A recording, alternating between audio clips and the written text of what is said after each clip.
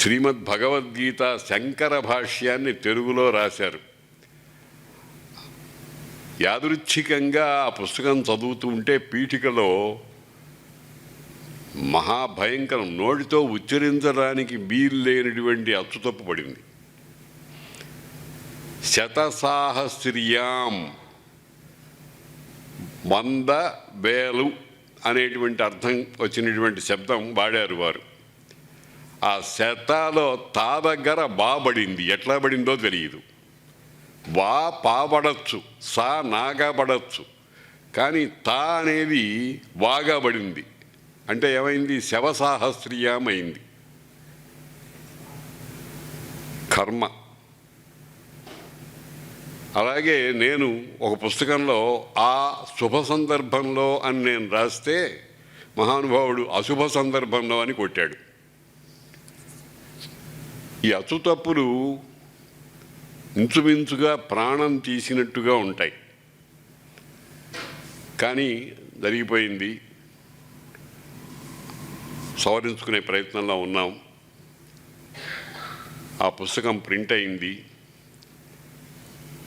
స్వామివారు స్వయంగా ఆ పుస్తకాన్ని అంతా జాగ్రత్తగా తీసుకుని ఎక్కడెక్కడ అచ్చుతప్పులు ఉన్నాయో అవన్నీ ఒక ప్రతిలో నాకు ఇచ్చి, శర్మగారు దీని సంగతి చూడండి అని అన్నారు. సరే, ఆ శంకర విజయ కావ్యం మహాకావ్యం. కాళిదాసు మొదలైనటువంటి వాళ్ళ రచనలకు ఏమాత్రము తీసిపోయినటువంటి మహాద్భుతమైనటువంటి కావ్యం. అందులో కావ్య మహాలక్షణాలన్నీ ఉన్నాయి. అలంకారాలు, శబ్ద వైభవం, ధ్వని, సరే చరిత్ర విషయం. ఆ ఒక్కొక్క శ్లోకం చదువుతూ ఉంటే మనకు శంకరులు భగవత్పాదుల వారు సాక్షాత్కరించేట్టుగా ఉంటుంది. చాలా అద్భుతమైనటువంటి కావ్యం. భారతీ తీర్థ మహాస్వాముల వారి కృపా విశేషం చేత ఆ పుస్తకాన్ని అనేక పర్యాయాలు చదివేటువంటి ఈ కూర్పు కోసం భాగ్యం నాకు కలిగింది. తర్వాత భారతీ తీర్థస్వాముల వారు 1995వ సంవత్సరంలో అనంతపురం వచ్చినప్పుడు ఒక పరమాద్భుతమైన శ్లోకం చెప్పారు. నేను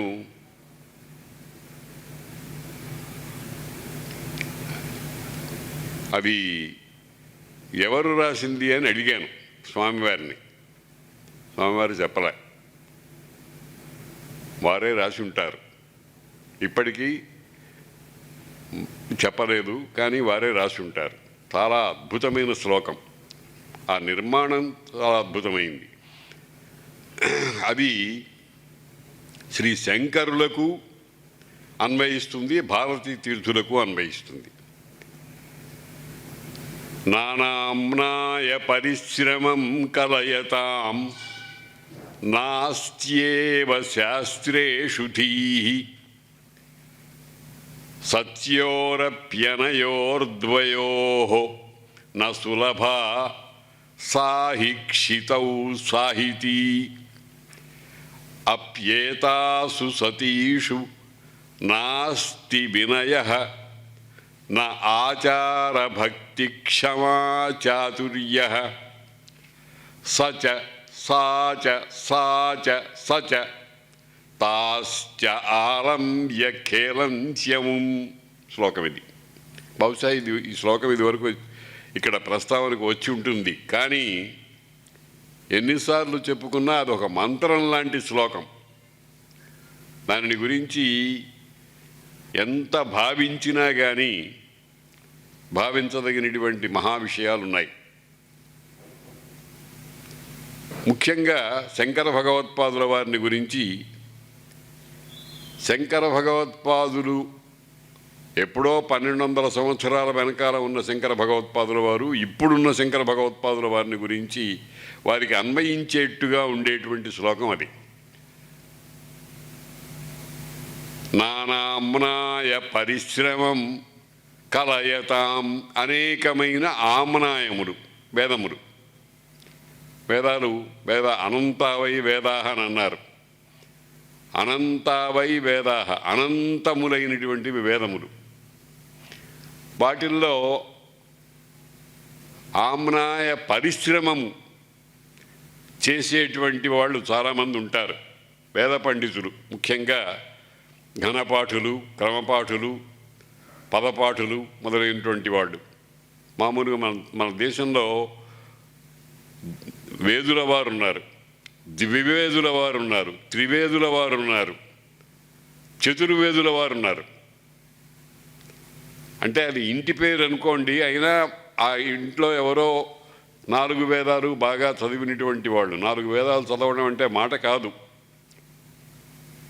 కాబట్టి అటువంటి నానామ్నాయ పరిశ్రమం కలయతాం, ఆ ఆమ్నాయాల్లో పరిశ్రమ బాగా శ్రద్ధ. అంటే తెనాలి రామకృష్ణుడు ఒక మాట చెప్పాడు, అయుత నియుతోపాఖ్యానం అని అందులో చెప్పాడు. ఆ అయుతుడు నియుతుడు అనే ఇద్దరు విద్యార్థులు, ప్రయుతుడు అనేటువంటి వాని శిష్యులు, వాళ్ళిద్దరూ చదువుకున్న విషయాన్ని ఆయన వర్ణించాడు. వాసో నిగ్రహమెన్నరు ఆకలియు నీర్వట్టున్ గణింపర్ తలల్ మాసెంగానరు, ఆమ్నాయంబులాస్వాదించుతో ఆ సాయంబును ఆ నిశాత్యయముగా. పొద్దున ప్రారంభిస్తే సాయంకాలం దాకా, మళ్ళీ సాయంకాలం రాత్రి సంధ్యావందనం అయిన తర్వాత ప్రారంభిస్తే తెల్లవారేదాకా చదువుతూనే ఉంటారు. ఏ విధమైనటువంటి వికారం కానీ, అయ్యో ఇంత శ్రమ పడిపోతున్నానని అనుకోకుండా అట్లా చదువుతుండేవాడిని. ఆ రకంగా పరిశ్రమ చేయటం అంటే ఎట్లా ఉంటుందో తెనాలి రామకృష్ణుడు మనకు చెప్పాడు. నానామ్నాయ పరిశ్రమం కలయతాం నాస్త్యేవ శాస్త్రేషు ధీః. శాస్త్రాలు ఉన్నాయి, తర్కశాస్త్రం, మీమాంసా శాస్త్రం, వేదాంత శాస్త్రం, సాంఖ్య దర్శనం, యోగ దర్శనం మొదలైనటువంటి శాస్త్రాలు. వేదాలు చదువుకున్న వాళ్ళు ఈ శాస్త్రాల వైపు దృష్టి పెట్టరు, శాస్త్రాల మీద దృష్టి ఉండదు. శాస్త్రేషు ధీః, బుద్ధి ఉండదు. ఒకవేళ ఎవడైనా ముక్కపట్టు పట్టి వేదాలతో పాటు శాస్త్రాలు కూడా చదువుతాను అని పట్టుదలగా ఉన్నట్టయితే సత్యోరప్యనయోర్ద్వయో, ఈ రెండూ ఉన్నాయనుకుందాం, వాళ్ళకి సాహిత్య జ్ఞానం ఉండదు. సాహిత్యం అంటే రామాయణం, భారతం, కాళిదాసు కావ్యాలు, మాఘ శిశుపాలవధ మొదలైనటువంటి కావ్యాలు. చాలామంది వాటిని అది కూడా ఒక చదువేనా అనుకుంటూ ఉంటారు, కానీ అది చాలా గొప్ప చదువు.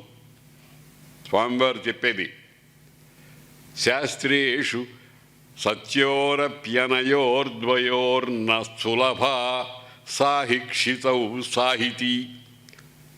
ఈ భూమి మండలంలో వెతికితే ఆమ్నాయాలతో పాటు శాస్త్రజ్ఞానంతో పాటు సాహిత్య జ్ఞానం ఉండటం అనేటువంటిది చాలా అపురూపమైనటువంటి విషయం.